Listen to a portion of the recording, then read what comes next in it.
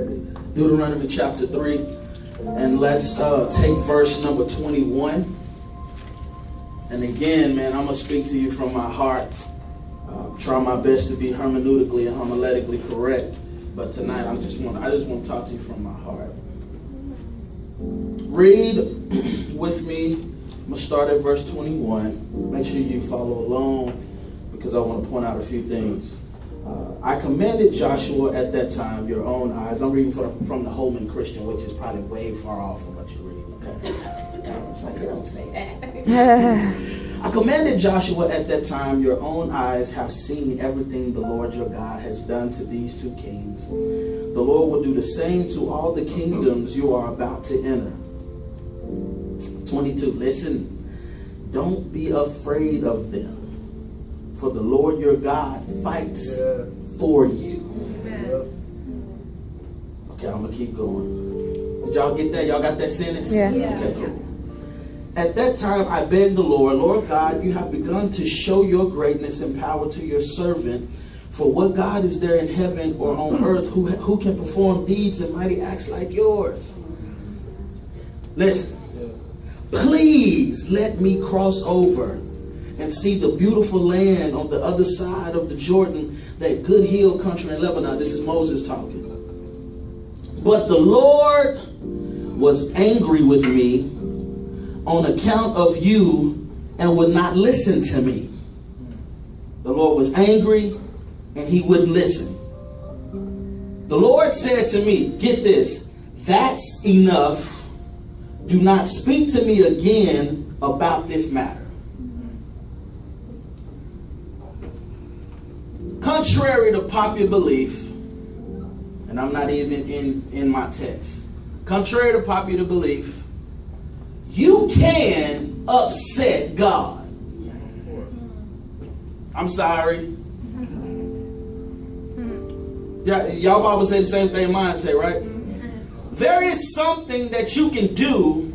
We use it jokingly, me and my friends. We say, to frustrate the grace of God over your life. God is not an angry God. He's not a mean God. He's not a bad God. God is a good God, a great God, a merciful God. All the time. That's how he is. But even in his grace, you can upset him. Yeah. And what does that look like? That he can be upset with you and you not know it because his grace is covering you. So that's why we don't really understand or know that God can be upset with us. Because his grace. God is such a God of who God is. He's such the King of Kings that he has to abide by his own law. He has to follow his own rules. He's sovereign, so at any moment he can whoop. And because he's God, it's a wrap. But I need you to understand that the Lord can charge you to do something. You can hear him, you can say yes to it, and then you can not walk in it and frustrate the grace of God over your life. Oh, I'm telling you, read your Bible. 27. So he tells Moses, go to the top of Pisgah and look to the west, north, south, and east, and see it with your own eyes. See it with your own eyes, for you will not cross over into it. I'm going to let you see it. I'm going to confirm it. But you ain't going to get it.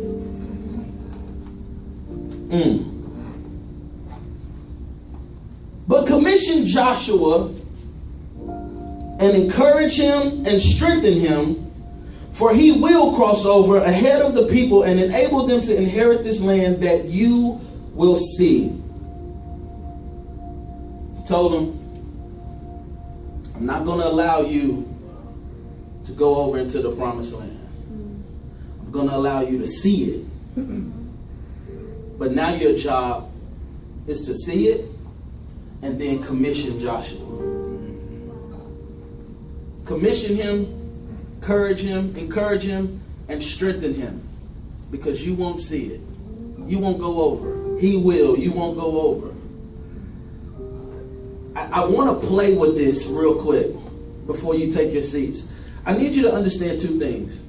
Number one, the moment that your disobedience governs who you become, you can immediately abort the purpose and destiny over your life. It's not bad to abort it when you know the season is coming back around. It's extremely horrible to abandon ship and then watch somebody else walk into the place you were supposed to walk into. You can be comfortable in a position at your job and then know that there's an opportunity for a promotion. Hear God say, apply for the promotion, but you say, nah, I'm not really qualified like they is. And then he'll let you watch Keisha take the promotion and she was less qualified than you was.